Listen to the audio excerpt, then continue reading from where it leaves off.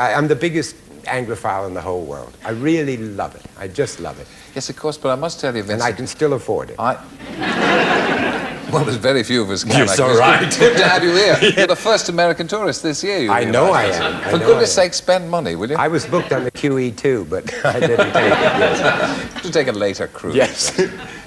Find any changes over the years here? Oh, yes. I was here as a student about 45 years ago, and it was very cheap then. You know, it really was wonderful. And it was very exciting, London, really is. The theatre here is so marvelous. And now it's so expensive, nobody can go to it, too. You know? Yeah, it is. Really It makes it very difficult, doesn't it?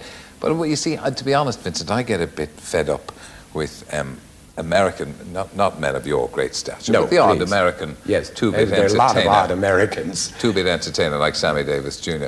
comes over, and to be honest, he drives me a bit gaga by saying things like, "Here we are, I'm back in London, my second home. It's wonderful to be here. I love London," all that kind of thing. And I don't believe him. But you got to remember, he kissed Nixon. That's what happened to him. You never kissed Nixon? Never. You kissed George Washington, didn't you? He slept here, but I didn't. I would have if I'd been around. It was Jefferson was the one I used to go with. You're doing a new film with two old mates of yours, aren't you? Christopher Lee and Peter Cushing. Yes, it's wonderful. I really can't wait to get together with them again. It would be such fun.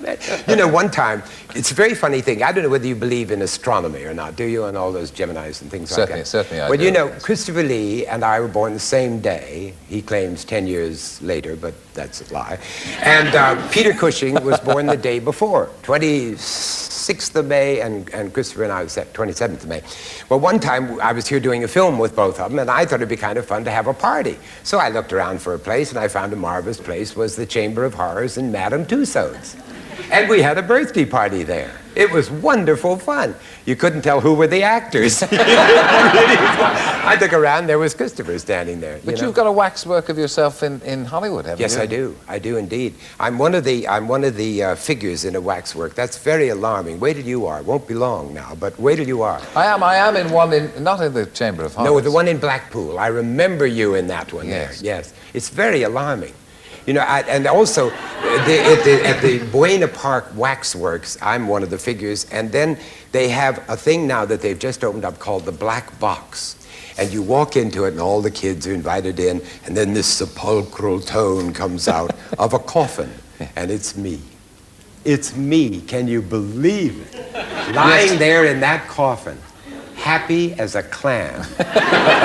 They paid me a lot of money. Didn't you substitute for a waxwork and frighten the daylights out? One time they decided to do a gag, and they took my wax figure out and put me on a thing and brought me in. And I was standing there with a syringe in the House of Wax. And as the crowd came around, I moved around like this and squirted water in the face of the lady. She thought she'd wet her pants. It wasn't just her face. What I love about you, Vincent, is that you're prepared to do everything. I'll do anything. You're a sort of American Beryl Reid, really. I'm taller than Beryl. But you're known in the States, apart from the sheer horror of you. You're known for the artistic side of things. Oh, I'm terribly cultured. Tremendously, a bit of a Renaissance man, really. Oh, definitely. All round. Born again every morning. Yes. And you wonder about the nights, let me tell you.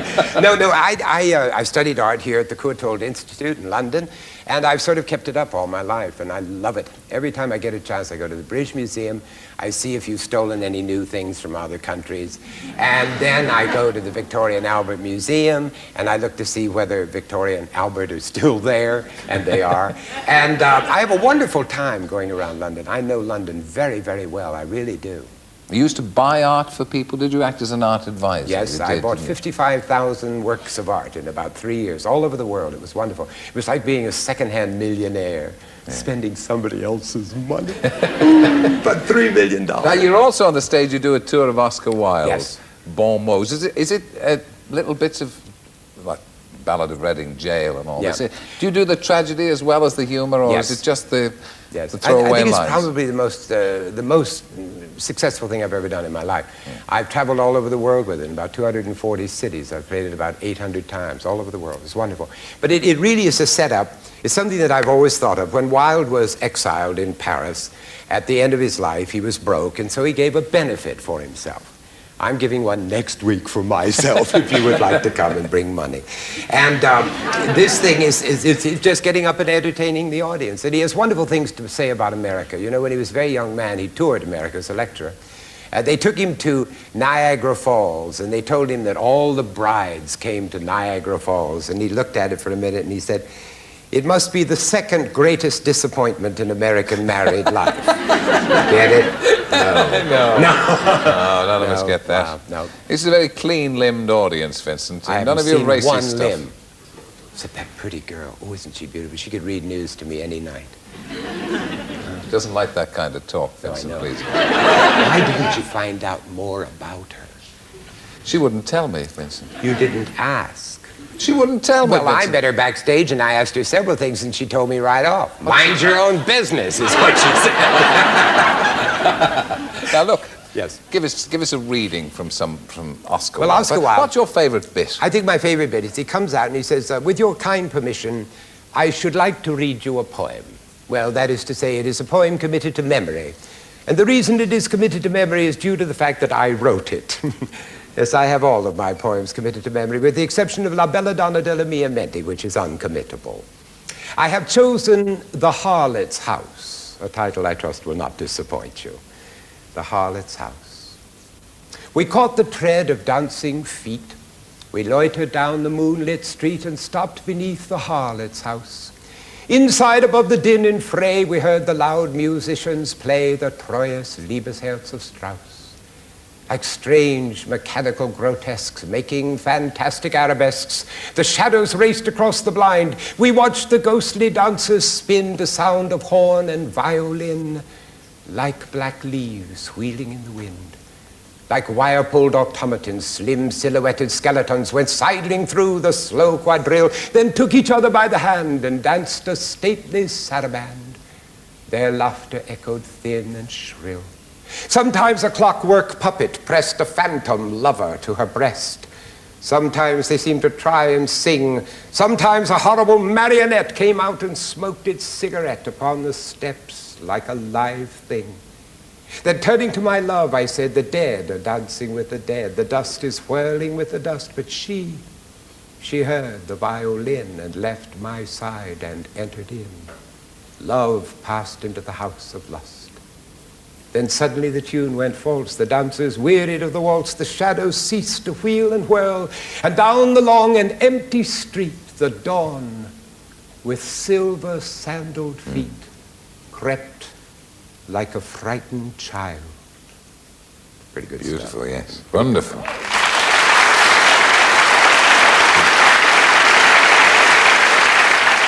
You know, the greatest last line in the history of the world was Wilde when he was dying in a terrible cheap hotel in Paris.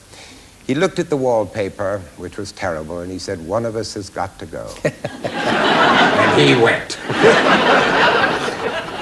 You've retained the marvelous sense of humor and all the urbanity that I remember of you a couple of years ago. Vincent Price. Bless you. Thank you.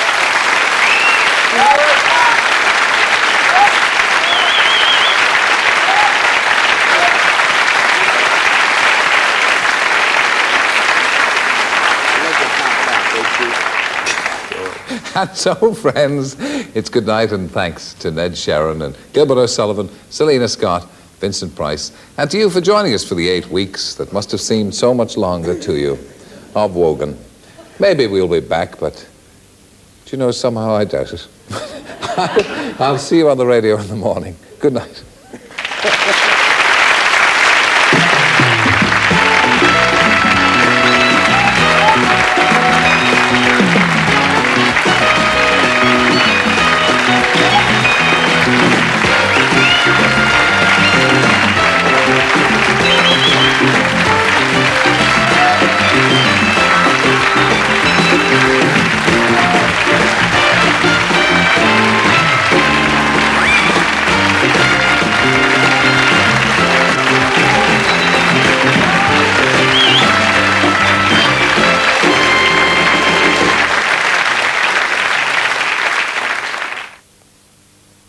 And just in case you didn't know, Terry Wogan goes on Radio 2 every weekday morning between 7:30 and 10 o'clock. This is BBC One Scotland.